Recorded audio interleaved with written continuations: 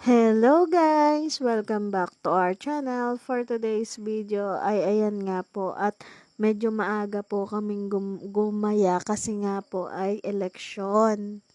Medyo madilim-dilim pa nga po pala nung umalis kami sa bahay, mga 5:30 dahil po nga ay maagang nakaschedule rin ang mga senior para po bumoto at para hindi po rin kami gaano mahirapan kasi after po dito sa San Miguel ay kailangan ko naman umahon nga po sa DRT dahil doon nga po ako botante. Kung mapapansin nyo po ay may mga banderitas pa rin kasi nga po ay katatapos lang ng piyesta dito sa may bayan, dito po sa may poblasyon. Dito na nga po pala kami sa Poblacion Elementary School o yung San Miguel Elementary School kung saan po kailangan bumoto si Ating.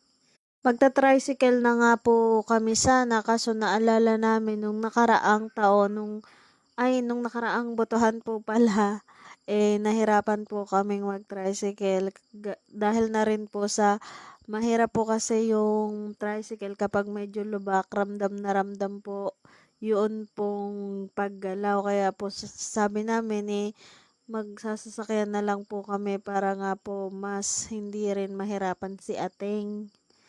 Nakakatuwa nga po kasi pagdating namin dito ay hindi pa ganun karaming tao na bumoboto at hindi pa po masyadong siksikan. Ayan nga po at wala pang gasinong nakapark kaya po naging smooth lang ang pagboto dito ni Ateng.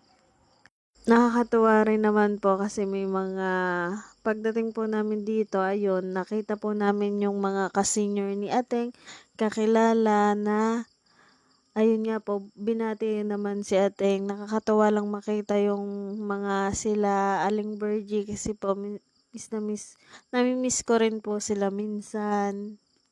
Medyo nahirapan lang po kami nung papasok na mismo si Ateng doon sa